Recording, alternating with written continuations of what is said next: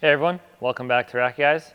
Today we're taking a look at two very similar frames in the Dunlop SX300 and the Babolat Pure Aero. Before we get started, don't forget to hit that like and subscribe button to keep up with all our latest content. Let's get started.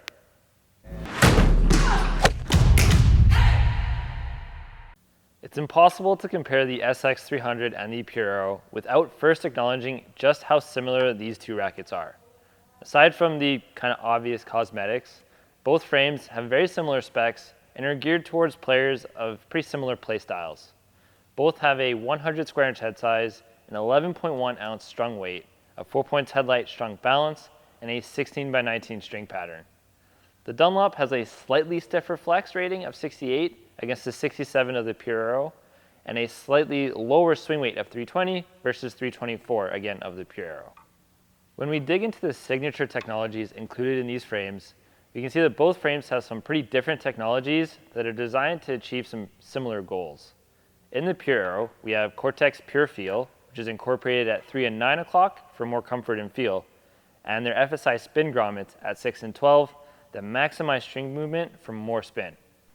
In the SX300, Dunlop incorporated their Spin Boost Plus grommet system, which was designed to allow for more string movement and increased spin, also with a more forgiving string bed and a larger sweet spot. Also included is Dunlop's Sonocore Infinergy, which dampens shock and reduces frame vibration for a more comfortable feel at impact. After hitting with the Babolat Pure Aero and Dunlop SX300, I was actually quite surprised with how these two frames played.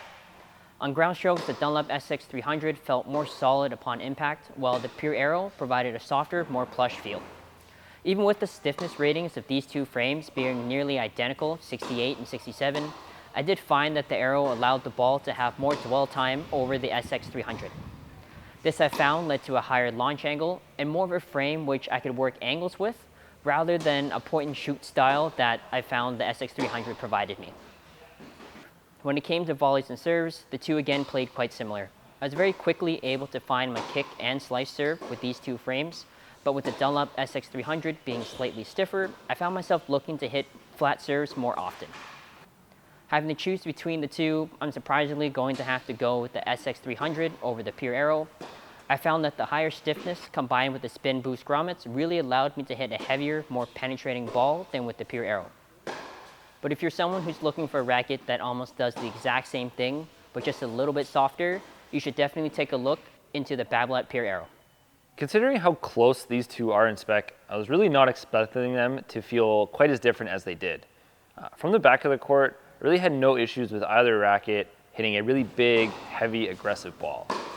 I did find that the slightly lower swing weight of the SX300 made it a little bit more maneuverable, and I had an easier time generating a lot more racket head speed and therefore a lot more spin with the SX300. I didn't feel like I was quite getting the same head speed with the Pure Aero, but I really appreciated the slightly softer feel on impact. At net, I thought I would end up preferring the SX300 because it's more maneuverable, but instead I actually felt like the more stable and softer feel that I was getting from the Pure Aero at net just made me feel like I had a lot more control when I was hitting any kind of volley. On serves, I think here I preferred the SX300 just a little bit more. Again, the maneuverability here allowed me to hit my spots a little bit easier, and I also found that I was hitting a much heavier serve as well. That little bit of extra spin generation that I got with the SX300 was definitely very noticeable here, and the softer feel of the Pure Aero didn't really make any difference there for me. One area that I found the most difference for me was on serve returns. I found it really easy to hit nice big deep returns off of both wings with the Pure Aero, whereas with the SX300, I felt it lacked just a little bit of plow through on serve returns. I just really couldn't feel quite as confident hitting returns with the SX300 as I did with the Pure Aero. Overall, I think I would have to choose the Pure Aero over the SX300. While I could definitely generate more spin from the back of the court with the SX300, I really prefer that slightly softer, more plush feel that I got from the Pure Aero. At 300 grams with a 100 square inch head size and a headlight balance, both the SX300 and the Pure Aero are really good options for players of all skill levels who are looking to hit that really big, aggressive ball.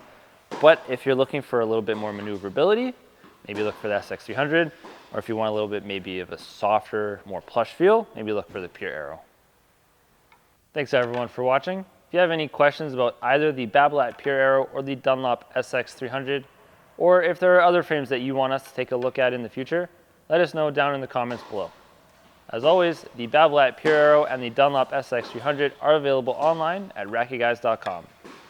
Thanks again, and we'll see you next time.